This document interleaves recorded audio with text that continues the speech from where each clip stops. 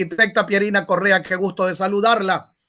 Dígame una cosa, ¿qué le parece a usted el hecho de que la intervención militar y policial en los últimos días ha aplacado en alguna medida ese clima de enorme inseguridad que se estaba viviendo? ¿Usted cree que debe continuar ese accionar o ya con lo que está volviendo a la normalidad, los militares a sus cuarteles y la policía a su descanso? ¿Cómo están, Andrés y mi querido amigo? Julio, Mira, Julio, Julio, sí, Julio. ¿Cuál es tu segundo apellido? Tu Julio segundo Ayala nombre. Serra, No, no, pero el Julio, segundo nombre, Julio porque Osvaldo. Andrés te dijo los dos. Bueno, a ver, antes que nada, espero que hayan pasado lindas fiestas con sus familias y pues que miren con optimismo este 2024, a pesar de que pinta complicado en todos los aspectos, político, social, económico, de inseguridad, seguridad e inseguridad ciudadana y también jurídica, que nadie la menciona mucho, pero que es de alta preocupación si queremos proyectar al país hacia el atractivo de la inversión privada, tanto nacional como extranjera. A tu pregunta, a ver, muchos se hacen otra pregunta en el sentido de que ¿por qué no se tomaron estas decisiones antes y por qué se esperó que escalara tanto el problema cuando desde la Asamblea Nacional habíamos aportado con 11 leyes en estos 2 años antes de la disolución?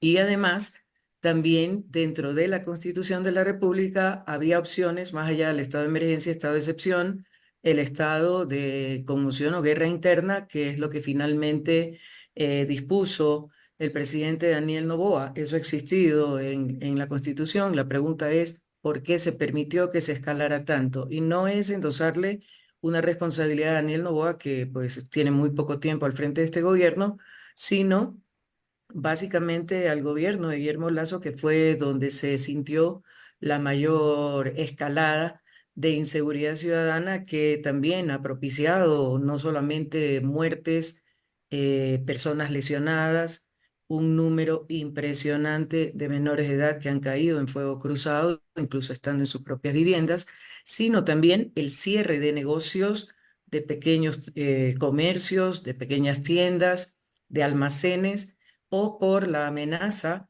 de extorsiones que muchas veces han terminado en muertes cuando no han podido o se han negado a pagar, y la ola migratoria impresionante también que estamos viviendo nuevamente. Lo triste de esa ola migratoria y de las anteriores es que siguen siendo un puntal importantísimo, vital para la economía del país al proveer más de 4.730 millones de dólares como remesas que ingresan al país. Pero la tragedia que cuenta la migración día a día también golpea fuertemente. Entonces, esa es la primera pregunta. La segunda, si deben continuar o no.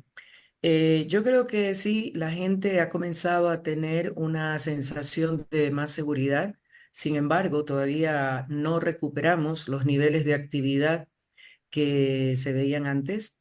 Hay lugares que incluso lucen desolados. Los primeros días vimos que si pasaban 3 carros era mucho, los negocios cerrados. Entonces, mucha gente cree, y yo estoy entre ellas, que una vez que se tenga el control de la situación, me refiero a las cárceles, las detenciones. Algo que preocupa en este momento es que a la vez que vemos que militares o policías están haciendo detenciones, también estamos viendo que están siendo liberados. Entonces, nuevamente ahí viene el problema, ¿dónde está dónde está la coordinación con el sistema judicial para que incluso aquellos que fueron detenidos en flagrancia luego se los libere? Son las noticias que nos están llegando. Yo creo que después de que se tenga un control adecuado del conflicto que hemos estado viviendo, creo que no deberían desaparecer ni la policía, que es la directamente encargada por ley de la seguridad ciudadana, ni el ejército o las Fuerzas Armadas, que se supone que tienen más responsabilidad en cuanto a fronteras y otros sectores. ¿Qué pasaría, qué creo yo que debería de hacerse? Mantenerse una coordinación entre estas instituciones para que, no en la cantidad que están o que vemos en este momento con los tanques en las calles y todos los operativos que se están haciendo, pero sí controles, operativos, periódicos, coordinados, para que la delincuencia sepa que no es que porque se hayan retirado o se haya decretado ya la suspensión del estado de excepción o del estado de conmoción o guerra interna que tenemos, ya vuelve el viva la fiesta, sino que continuamente, sorpresivamente, van a continuar estos operativos como para que se puedan mantener eh, eh, en línea, por decirlo de alguna manera. Entonces, de lo que he conversado con algunas personas, incluso ciudadanos comunes, nos señalan eso, ¿no? Y es también lo que oímos en los diferentes noticiarios, que ojalá se mantuviera esto permanentemente. Evidentemente no puede darse eso porque Policía y Fuerzas Armadas tienen también otras funciones que cumplir, pero sí que haya una coordinación para que periódicamente, sorpresivamente puedan darse estos controles, sobre todo una vez identificadas las partes más candentes de las diferentes ciudades, más complicadas y en el país en general.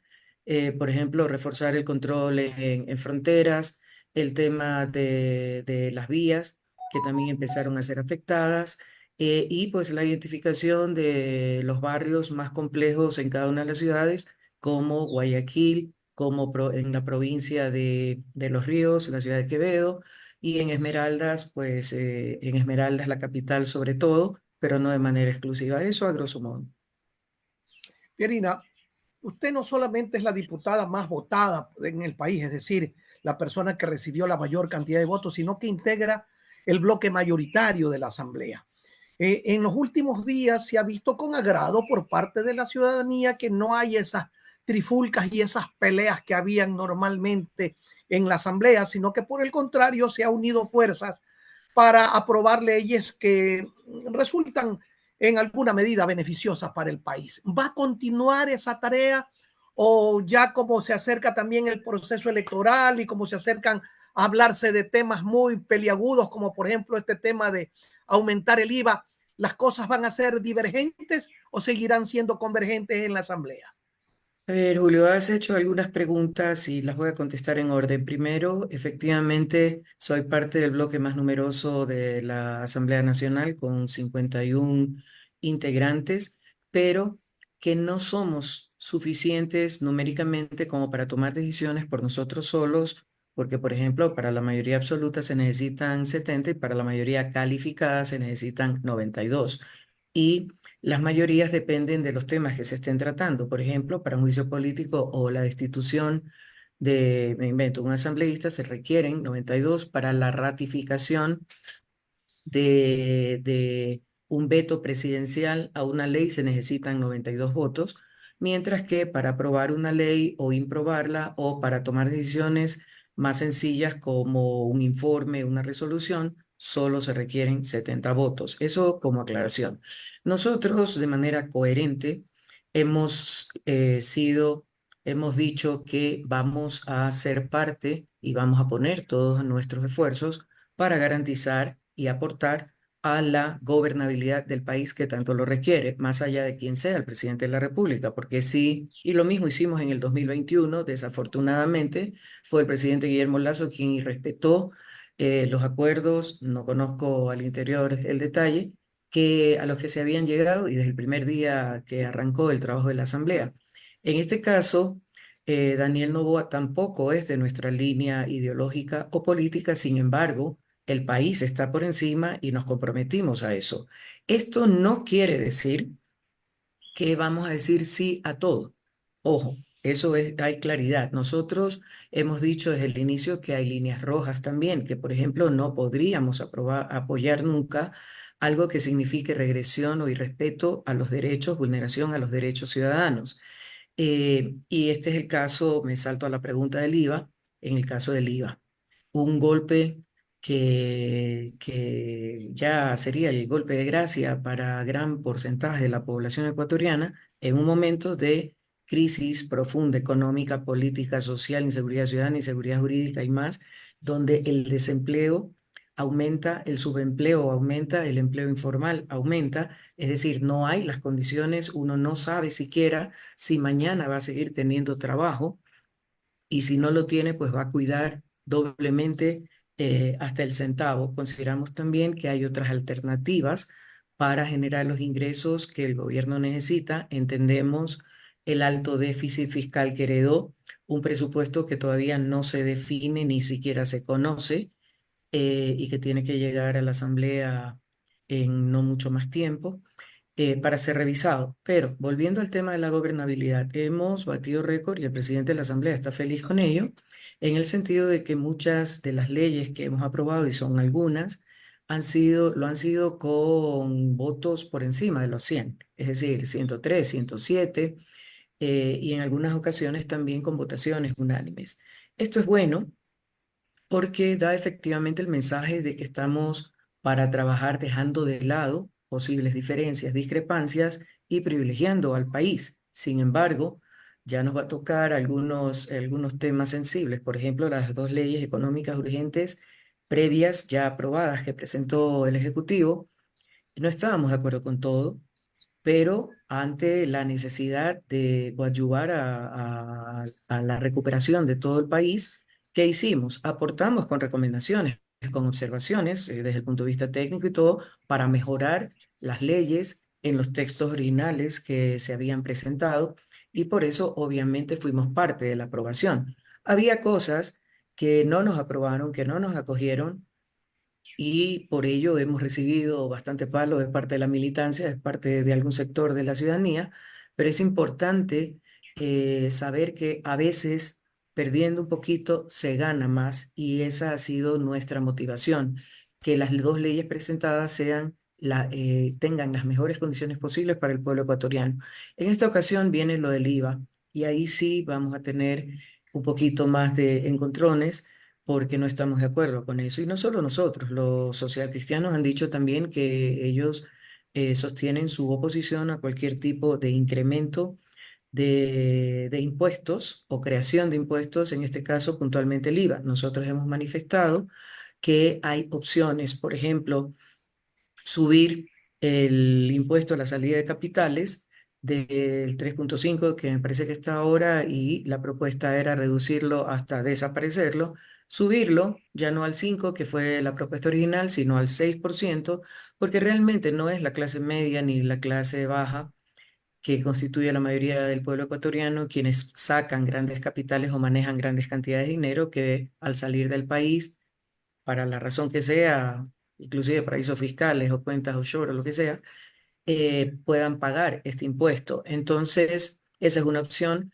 La banca ha saltado y se ha sentido ofendidísima, incluso ha lanzado mensajes y amenazas veladas en el sentido de que la afectación que pudiera representar para ellos cuando nosotros mencionamos que han tenido utilidades históricas a pesar de toda la recesión económica que estamos viviendo e inclusive desde el mismo COVID, que ellos están en condiciones de aportar para esta situación, la recaudación de impuestos. Han saltado y han dicho, uy, eso va a afectar los créditos. Los créditos son chulqueros para comenzar, así es que algo que deberíamos estar pensando ya es en la posibilidad de que vuelva banca internacional a ofrecer productos a mejores costos y que haya una competencia que beneficie al consumidor o al tarjetaviente, al cliente de la banca. Esa es otra. Por ejemplo, la recaudación a aquellas grandes empresas que adeudan por años importantes cifras al SRI. Eh, ¿Qué otras más? A ver, era la subida de los techos arancelarios, ¿ok? Voy a estar leyendo para no equivocarme en las cifras. Eliminar los incentivos otorgados a dedo, los subsidios a los grandes contribuyentes, eso representa alrededor de 2.000 millones de dólares. Controlar su facturación en aduanas, aproximadamente 700 millones. Subir los techos arancelarios a 375 partidas de bienes no esenciales, alrededor de 400 millones. Obviamente la reestructuración del servicio de deuda con multilaterales que implicaría un ahorro de aproximadamente 500 millones anuales, porque estaríamos hablando de un tercio de la deuda externa que es con ellos. Eh, ¿Qué otra más? Bueno, hay algunas opciones, por una sola vez un impuesto a aquellos sectores con utilidades excepcionales, que aproximadamente serían 200 millones como cantidades bajas. Ahora, ¿cuáles son algunas El de las impuesto al preocupaciones? patrimonio, el impuesto al patrimonio que es tan importante, ¿ustedes qué dicen al respecto? Había una propuesta que para aquellos patrimonios que sobrepasen una cantidad determinada también puedan, que nuevamente no es la mayoría del sector de la población ecuatoriana que es fuertemente golpeado. ¿Qué nos preocupa puntualmente de este pedido así muy libre? Eh, por si acaso también se está contemplando desde el gobierno y el Ministerio de Economía el tema del retiro de los subsidios de combustibles, y me parece que estoy detectando una campaña en doble sentido. Por un lado, querernos endosar a nosotros al mencionar el tema de las incidencias políticas, a quienes estamos en contra de la subida del impuesto del IVA, que vamos a ser casi responsables de la debacle económica. También están hablando de la posibilidad de subsidios, y ahí están ya oyéndose que, por ejemplo, la refinería de Esmeraldas está trabajando a un porcentaje de su capacidad, el tema de la incidencia de los precios de combustibles, etcétera. ¿Qué nos preocupa, entre otras cosas? Dentro del presupuesto general del Estado se contempla eh, se contempla un rubro para defensa, para seguridad, pero no sabemos a cuánto asciende. Entonces, no hay un cálculo ni una proyección en cuanto a duración posible de este conflicto que estamos viviendo. Si no hay un cálculo de costos y no sabemos o no tenemos una proyección más o menos de cuánto podría durar, ¿de qué cantidad estamos hablando que eventualmente se requeriría recaudar? O si no sabemos el presupuesto destinado a defensa y a seguridad, ¿cómo sabemos qué tanto nos faltaría por cubrir? Entonces son algunas dudas que nos asaltan. Por otro Pierina, lado, sí, déjame Pierina, terminar un pero poquito, pues. sí, Sí, pero para sí, terminar todo. ya. ¿Qué pasa con esto? Tampoco nos dicen el impuesto se ha subido 3 puntos y se lo va a cobrar por un año. No. ¿Qué quiere decir eso? Y con argumentos de que tenemos el IVA más bajo de la región, es más que probable que ese impuesto ya quede de manera permanente ahí. Otra opción que se mencionaba era el ITT. Con el ITT y el cierre, Daniel Noboa, como fue a favor de esa consulta, de que se cierre el ITT, se podría prorrogar el cierre de ese campo, que representa 1.200 millones de dólares aproximadamente, solo en lo que se deja de percibir por la no explotación del petróleo, pero hay otros rubros adicionales que podríamos evitar que golpeen, como lucro cesante, posibles demandas, la desvinculación de miles de trabajadores, el cierre propiamente, el proceso de cierre, la remediación ambiental, entre otros. Entonces, ahí hay algunas opciones que se podrían tomar, y luego pues tener habilidad para la renegociación de la deuda externa, entre otros con el Fondo Monetario Internacional. Algunas personas recuerdan que en la época del presidente Correa se elevó el IVA cuando ¿No? hubo el tema del terremoto en Manabí y Esmeraldas. ¿Correcto? Y dicen bueno, en esa época sí fue bueno y que ahora que el daño no es solamente Manabí y Esmeralda, sino que es generalizado. ¿Por qué no hacerlo? Y algunos consideran que es por lo que ya estamos entrando en año electoral. ¿Hasta qué punto esa visión es correcta o incorrecta, Pierina? Es totalmente incorrecta. Las circunstancias que vivía nuestro país en el año 2016, que fue el terremoto devastador de Esmeraldas y Manabí, la situación del país era totalmente diferente. Había estabilidad económica, social, política, la delincuencia estaba controlada, las muertes por cada 100.000 habitantes habían sido reducidas a 5, había institucionalidad, entre otras cosas. Entonces, y hubo un cálculo de temporalidad, fue dispuesto para un año, y un cálculo aproximado que debía ser requerido para la reestructuración, para la la reparación y para la reactivación económica de 3.000 millones de dólares y pico y para un año. Entonces, la ciudadanía tenía muy claro, había estabilidad laboral, había trabajo, había inversión en obra pública. La situación era totalmente diferente y por si acaso, también estábamos en vísperas de elecciones generales de renovación presidencial y de la Asamblea. Así es que estamos en una situación en el tema electoral muy, muy parecido, pero la realidad del país es totalmente diferente. Entonces, ¿qué es lo que va a propiciar? Eh, Allá en 60 segundos se tuvo más de 600 muertos y las pérdidas materiales superaban los 3.000 millones, pero por eso hubo un cálculo tanto monetario como de temporalidad. Y como les digo, la realidad del país era diferente. Entonces se sumó la solidaridad.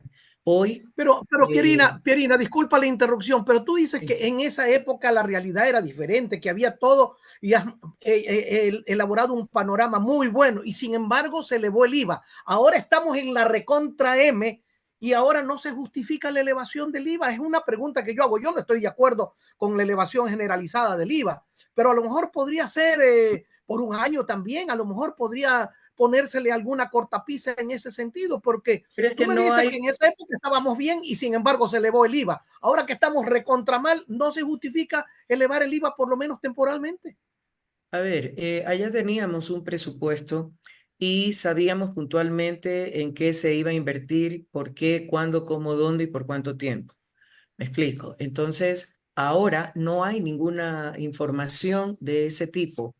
Eh, y era necesario destinar ese dinero y ese esfuerzo puntualmente eso porque no estaba presupuestado.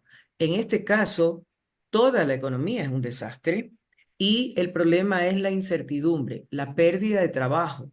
O sea, la gente no tiene ni para comer, peor para sacar de un bolsillo con una economía escuálida para aportar en esto. O sea, no hay un sustento técnico para esa elevación, no hay una cantidad que nos diga, a ver, tenemos que recaudar tanto, ¿y qué pasa? Van a lo fácil, ¿no? A ponerle el impuesto a los más golpeados, justamente. O sea, por eso hablo del golpe de gracia, cuando hay otros grupos, no he mencionado la telefonía, que también ha tenido utilidades y sigue teniendo utilidades y las incrementó, porque recuerden que con el tema del COVID, todo el mundo fue a la virtualidad y todo el mundo tuvo que contratar mejores servicios de internet, de telefonía, entre otras cosas.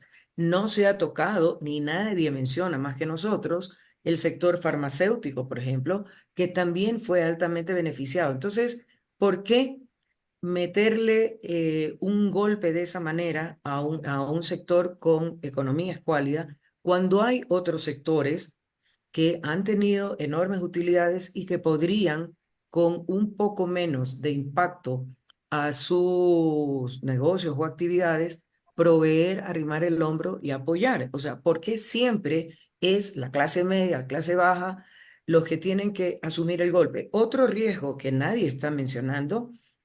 ¿Qué es lo que va a pasar si se impone este impuesto? Sabes que no me dé factura, toma nomás esto. Entonces, a la larga, el SRI va a recibir menos recaudación porque vamos a volver al pago sin factura, ¿ya? Porque se va a promover el contrabando, porque se va a promover las negociaciones sin facturación y sin pagar los impuestos. Entonces, es un conjunto de cosas que antes sí funcionaban, sí se controlaban y todo. Entonces, dejemos de comparar lo que hizo Correa, bien o mal, y analicemos la realidad que vive nuestro país.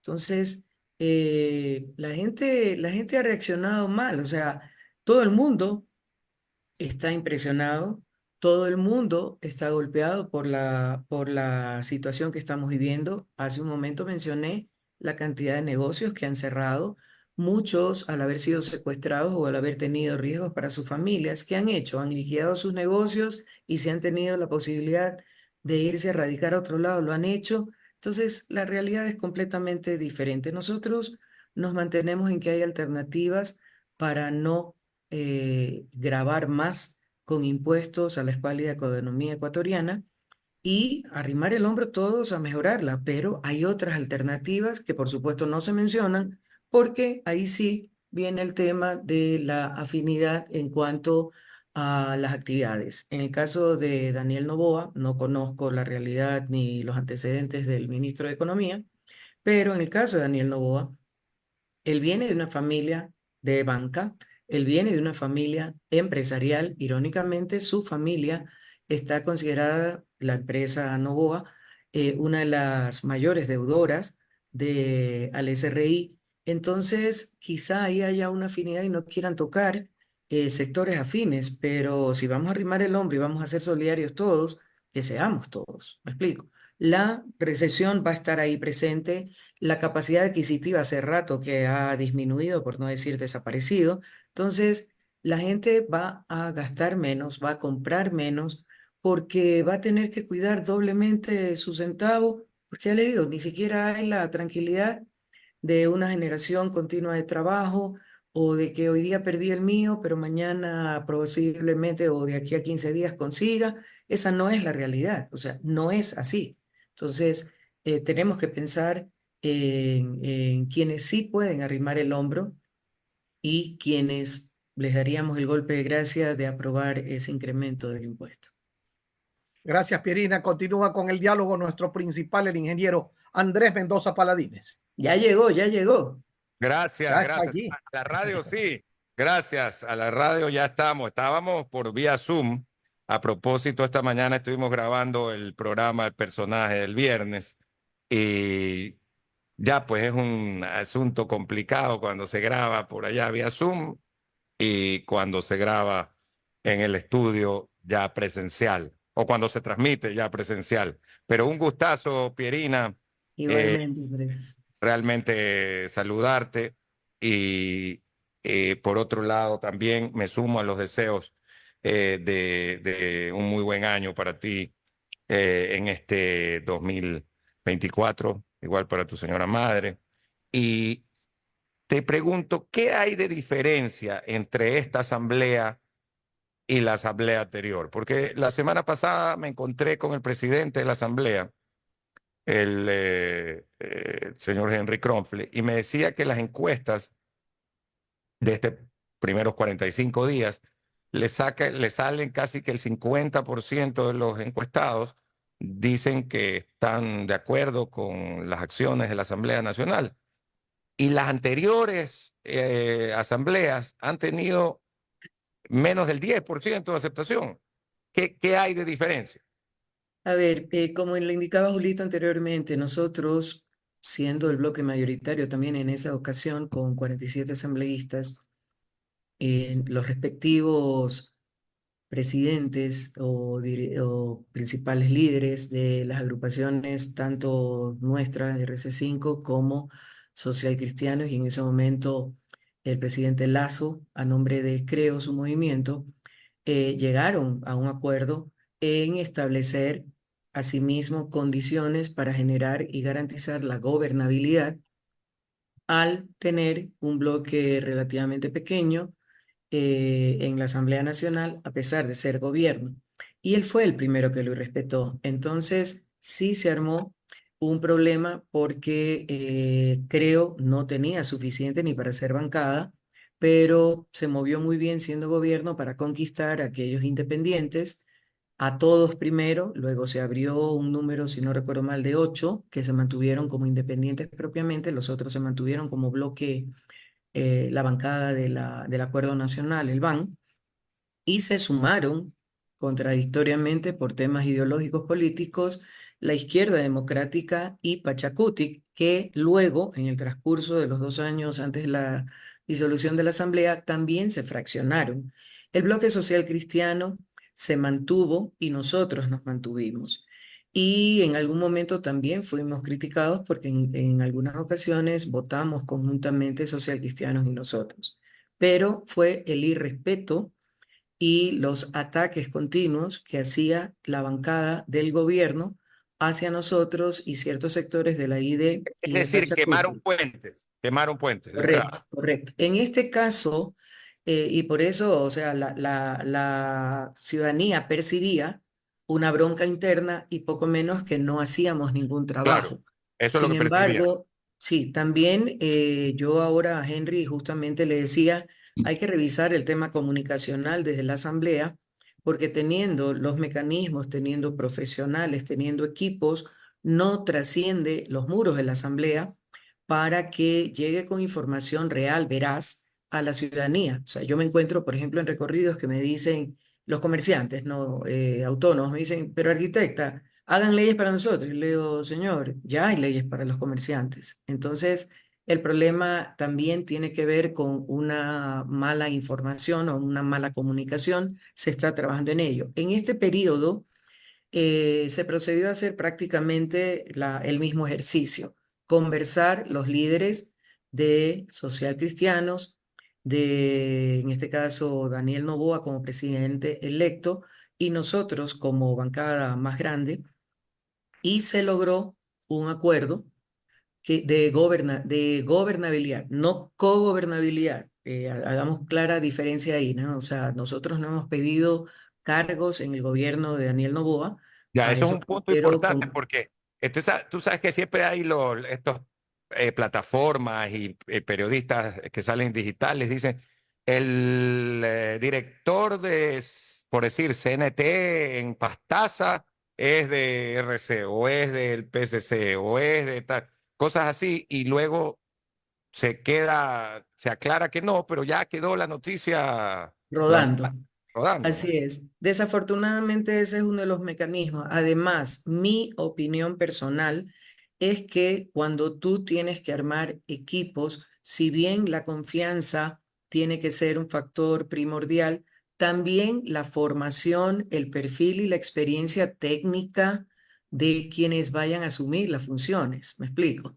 Entonces, yo ya lo he practicado cuando fui presidente de la federación. No fui a barrer y a sacar a todo el mundo porque venían de otra administración, sino que se hizo una evaluación de perfiles y de resultados. Entonces, acá, por eso aclaro, de gobernabilidad, no de cogobernabilidad.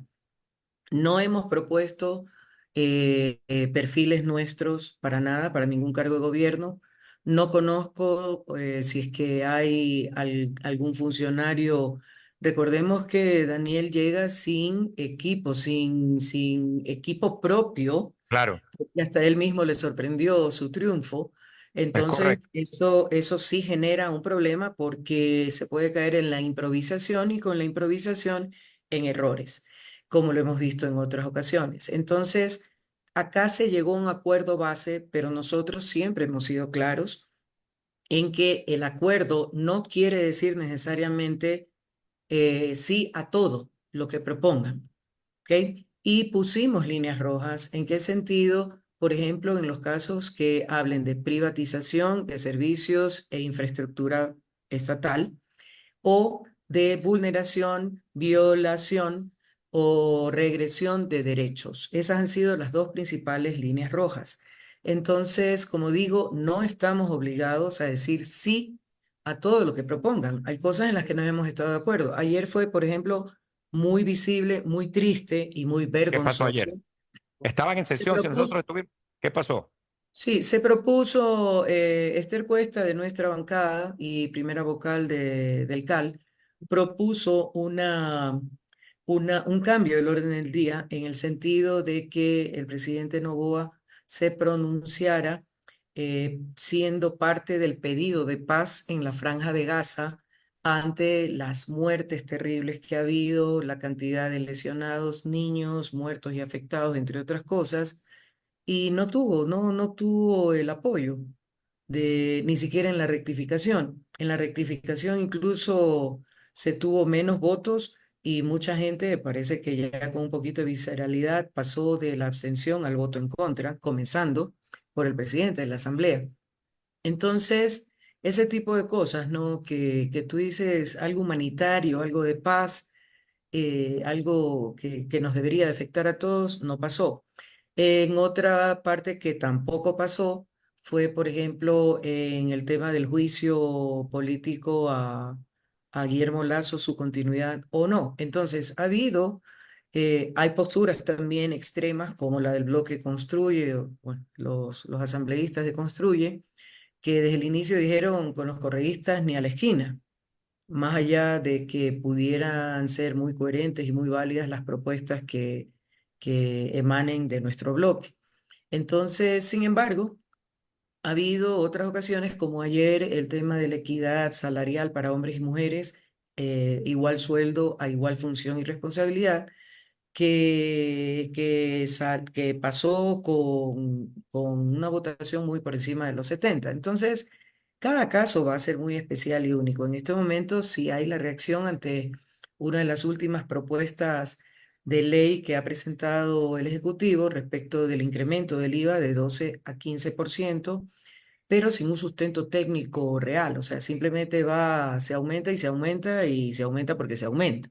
Entonces, probablemente empezarán las presiones y al interior para que pase esa ley. Nosotros hemos sido claros y el Bloque Social Cristiano también, siendo de orillas opuestas ideológicamente, hemos coincidido en esto, que no estamos de acuerdo en el incremento y ya he explicado con amplitud por qué no estamos de acuerdo, porque sabíamos que enseguida iban a decir, sí, pero Correa lo subió por el tema del terremoto y he explicado en detalle las diferentes circunstancias que existen entre el momento en que Correa efectivamente pidió un incremento, si no recuerdo mal, de 2 puntos al IVA versus la pretendida imposición de 3 puntos porcentuales sin medidas adicionales complementarias en este caso concreto, porque el incremento del IVA no va a dar una solución al déficit fiscal, por si acaso. O sea, no es que con eso vamos a solucionar todos los problemas. Entonces,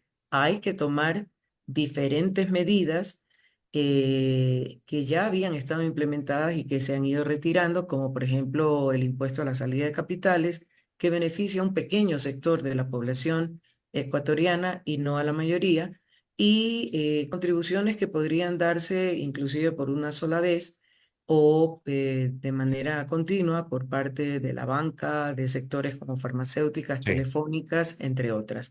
La O sea, lo que recuperación del tienen ITP. son los grandes, que se llama contribuyentes, ¿no? Correcto, pero mira, hay otros temas, por ejemplo, en el gobierno de Guillermo Lasso cayó Sí. estrepitosamente por ineptitud, inexperiencia, desconocimiento, no sé, negligencia de quienes estaban al frente del sector petrolero, cayó drásticamente la producción, no fueron capaces ni siquiera de mantener el volumen de extracción que se había dado en gobiernos previos. Entonces, ahí hay un punto, por ejemplo, y ¿cuál es la preocupación? Las rentas producto de la extracción y comercialización del petróleo son la base de los ingresos permanentes que sustentan el presupuesto general del Estado. Entonces, ahí hay un sector en el que tiene que meterse mucho ñeque, mucha cabeza, primero para recuperar la producción y luego para intentar aumentarla, como hemos visto que ha pasado en otros países. Entonces, por lo menos para garantizar una cantidad, el precio del petróleo está subiendo, por ejemplo, una cantidad de ingresos para el presupuesto general del Estado. Otra forma es la renegociación, que tampoco sería la primera vez que se hiciera, de la deuda externa con algunos de los principales acreedores como el Fondo Monetario Internacional. Entonces, y mira, ahí también el comparativo, ¿no? Cuando Rafael mencionaba el no pago de la deuda externa, todo el mundo saltó. Daniel El mencionó, recuerdo.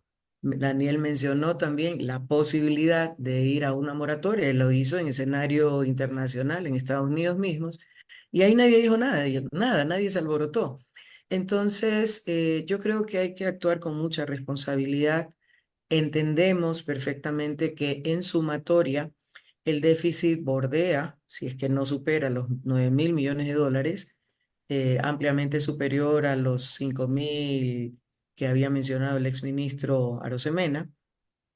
Mucha gente, por ejemplo, nos dice, ¿Por qué nadie ha propuesto el juicio político a Pablo Arosemena, que es al Sí. final el que nos deja en llagas a la economía ecuatoriana y sin embargo, de lo que me cuentan es el mega conferencista y cobrando por cada conferencia? Pero en todo caso, son Bueno, es temas. que él es muy didáctico, es muy pedagógico, pero lo que mm, dice no tiene que ver con la realidad.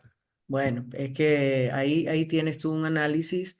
Entonces, ¿qué sucede? También por otro lado, y ahí sí es un análisis político y no necesariamente por temas vísperas de elecciones, porque si vamos a elecciones, también el actual presidente Daniel Noboa las enfrenta y está y ha dicho claramente que va a postularse para el Sí, 2025. así es. Entonces, no es pecado pensar en las próximas elecciones, hay que No, hacer no es una pecado, es planificación. una legítima aspiración Así de, es, y lo de señala la cualquier Constitución. presidente o de alguien que quiera ser candidato, ¿no? Correcto. Y quizá, he visto hace poco, no recuerdo por quién, un análisis en prensa en que le hacía, terminaba con un comentario: presidente Noboa, dedíquese a gobernar y no a planificar su campaña política. Entonces, hay opiniones en todo sentido, pero en este momento lo que debería privilegiar y estar en el punto, en el puesto número uno de la lista, es de qué manera, en este caso, nosotros que somos Asamblea Nacional, podemos coadyuvar a que el Ejecutivo pueda cumplir. Hemos ido siendo consecuentes, aunque no hemos estado de acuerdo en los contenidos de las dos leyes económicas urgentes, que por si acaso tampoco han sido ni económicas ni urgentes, tienen más de una materia, al igual que otras que se están presentando. eh, Hemos tratado de aportar con recomendaciones, con observaciones, para mejorar el texto original que llegó a la Asamblea. No han acogido todas las sugerencias. Obviamente tampoco somos el único bloque que puede sugerir o recomendar, pero sí lo han hecho en un gran porcentaje y por eso hemos apoyado y hemos votado a favor de esas leyes. No todo el mundo entiende o conoce en detalle el proceso y nuestra militancia nos ataca mucho por eso, ¿no? Que le hemos dado la espalda, que nos hemos pasado poco menos que a la derecha. No, no se trata de eso, se trata de que la alternativa a una ¿Qué les oposición dicen? ¿Qué les tajante, dicen en su militancia? que le hemos dado la espalda, que los estamos traicionando y no es suficiente la explicación que hacemos de los entretelones que se dan en la Asamblea, a partir de un texto original que presenta el Ejecutivo y cómo termina finalmente al llegar al Pleno y al ser aprobado. Aunque suene ofensivo, quizás lo que voy a decir, que es lo que hemos tratado de hacer. Las leyes no han sido precisamente, las propuestas no han sido precisamente buenas ni brillantes. Hemos tratado de que vaya una ley menos mala o menos impactante. Entonces, ¿y cuál es la alternativa a eso? Que no haya una aprobación y que pase por el beneficio, por el Ministerio de la Ley. ¿Qué sucede cuando pasa por el Ministerio de la Ley? Pasa con el texto original intacto que fue presentado. Entonces, ahí viene la pregunta: ¿qué es lo menos malo? Porque no podemos hablar de que sea mejor. ¿Qué es lo menos malo? Que pase mejorada, que pase con las recomendaciones que han provenido de todos los bloques y también de expertos externos a la Asamblea. Entonces, ese es un trabajo que se ha hecho y por eso se ha podido obtener las votaciones que la ciudadanía ha visto. Sí. Esto contribuye a que la percepción de la ciudadanía O sea, eh, que no hay la bronca, vaya, que están exacto, trabajando.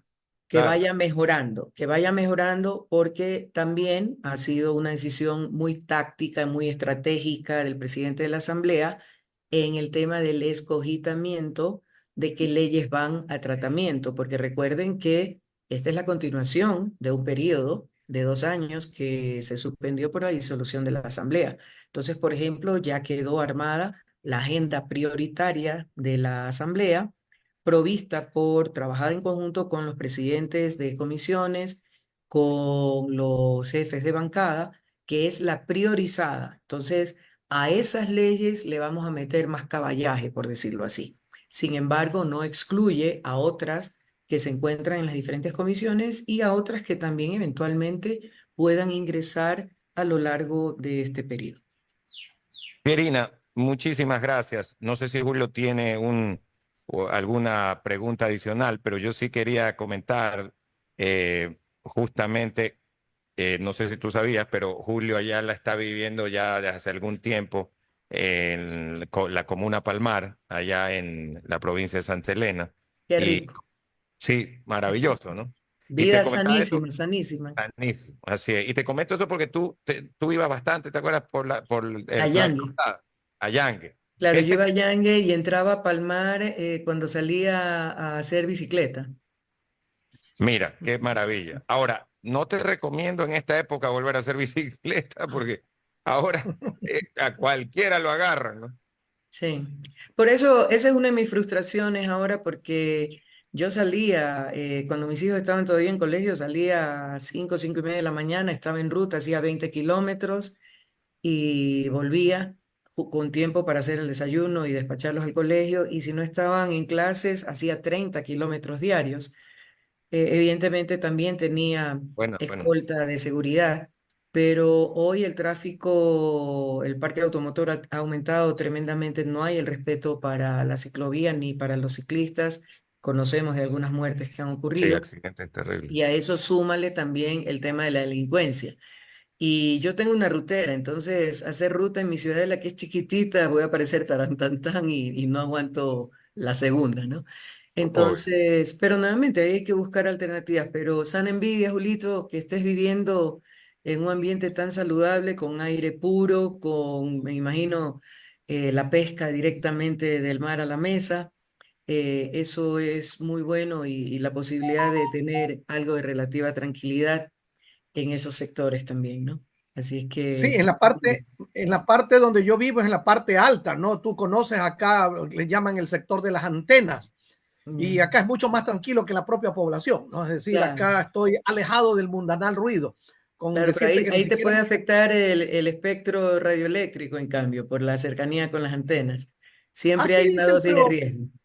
sí, pero están a unos 200 metros casi de mi casa, no, no creo que lleguen, pero bueno, de algo hay que morirse, ¿no? Alguna cosa Exacto, tiene de que algo hay haber que morir, para... eso mismo digo yo. Pero no, disfruta esa paz que da también el entorno natural, la naturaleza. Ayer compartí mi jardín que lo empecé, mi huerto que lo empecé en época de COVID. Y es mi rincón de armonía y de paz espiritual, además de la satisfacción de decirle a la señora que trabaja conmigo desde hace más de 30 años, Olivia, me provoca un locrito de acelga y salir al patio a coger la acelga para prepararlo, por ejemplo, ¿no? Eso es doble satisfacción. Claro, Así es claro. que creo que ¿Y qué es deberíamos tipo intentar. orgánico o lo que es orgánico, la selga? O sea, lo haces con...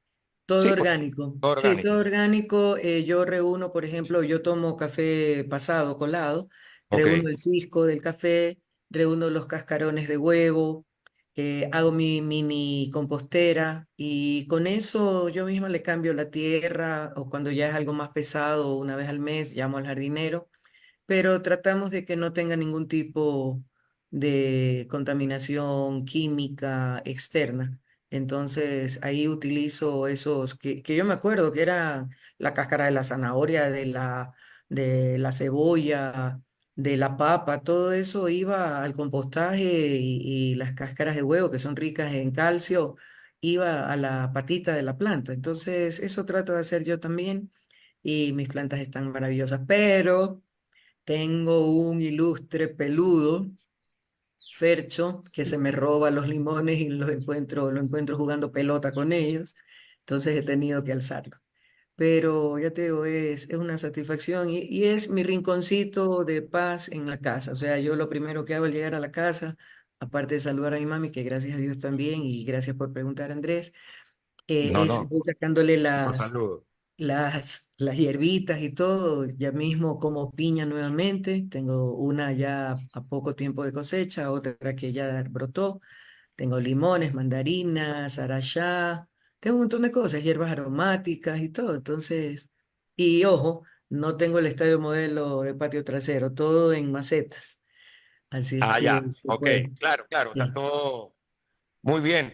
Gracias, Pierina. No sé, Julio, si tú querías algo más a aumentar en nuestra conversación con la asambleísta Pierina Correa. Siempre y cuando Pierina lo conteste en poquísimas palabras. ¿Qué le parece el último proyecto de ley donde se confiscan para el Estado los bienes obtenidos mediante delincuencia?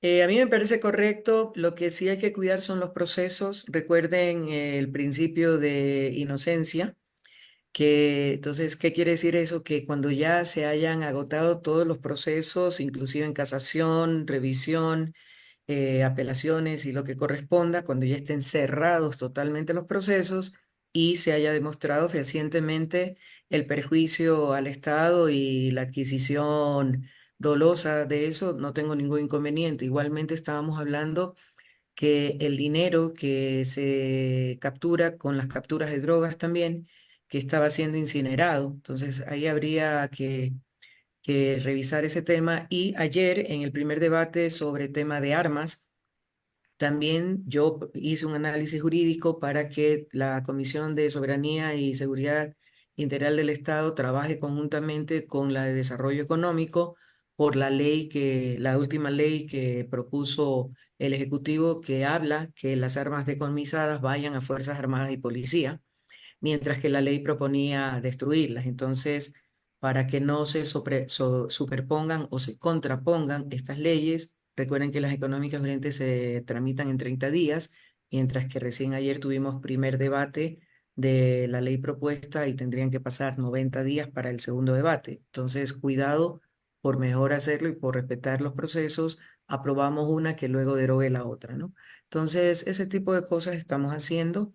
Y ya le digo, una vez terminados todos los procesos y comprobado fehacientemente el delito, no hay ningún problema que se reviertan al Estado y que sirvan para buenas obras, para financiar proyectos sociales, entre otros.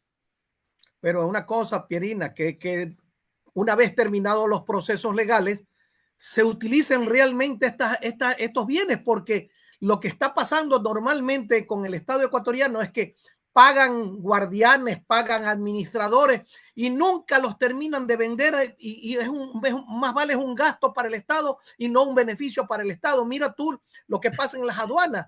Todo lo que se ha incautado en las aduanas se pudre en las aduanas cuando hay un pueblo que a lo mejor las necesita. Son cosas como esas que tienen que tener una agilidad rápida para que no continúen estos procesos que nos demuestran que somos muchas veces indolentes ante la realidad del país. Tienes toda la razón y las necesidades están, lo que no hay es la articulación porque no existen los sistemas como tales. Por ejemplo, nos hacen falta casas de acogida para niños abandonados, para los chicos que están en tema de delincuencia, pero no pueden las medidas socioeducativas devolverlos a sus hogares.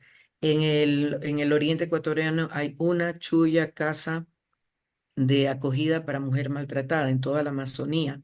En la Amazonía no hay centros para adolescentes infractores. Entonces, ahí podría haber algunas opciones para utilizar esas propiedades que bien señalas o los recursos diferentes, ¿no? Y efectivamente el gobierno está gastando en mantenimiento, en administración, en guardianía, para nada, prácticamente.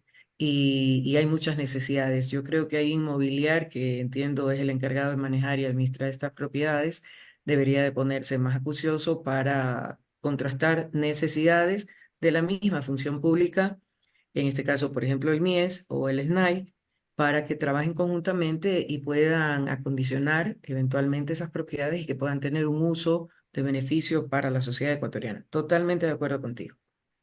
Esos son de broma. Acá en Palmar tengo mi casa como acogida para hombres maltratados también, ¿no? Eso se llama solidaridad. Andrés creo que ha metido ficha ahí, ya metió la, Ya estoy.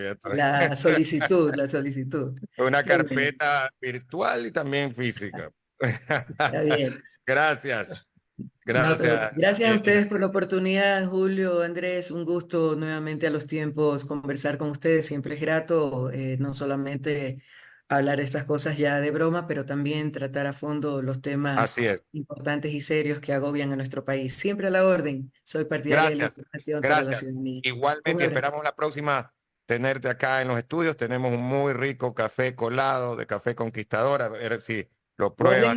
Guárdenme el cisco porque eso es abono para mis plantitas o úsenlos Allá para las plantas que tienen ahí. Sí, le vamos a decir a Paolita que vaya, porque es verdad que queda justamente del filtro aquello. Gracias. claro. ¿Cómo se llama? ¿Cómo Gracias a se dice a ustedes. ese residuo? El cisco del café. El cisco, eso, Sí, perfecto. el cisco del Gracias. café, porque eso se lo mezcla con la tierra y sirve de abono, así es que es súper útil y no lo desperdicias. De acuerdo. Muy amable. Nos vamos a la pausa con era la arquitecta Perina Correa. Gracias, un abrazo.